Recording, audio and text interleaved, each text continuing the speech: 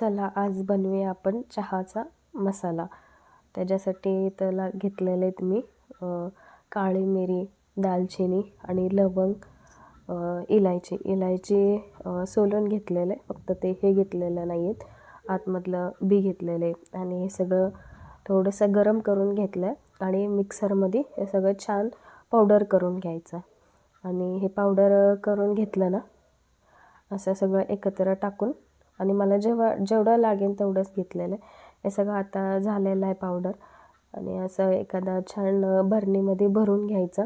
आणि तुम्ही जेव्हा चहा करताय, इथं मी 2 कप चहा करते, त्याच्या हिशोबाने चहा पावडर आणि साखर, दूध, पाणी आणि आपला हा चहा मसाला त्याच्यात टाकून घेतलं आहे.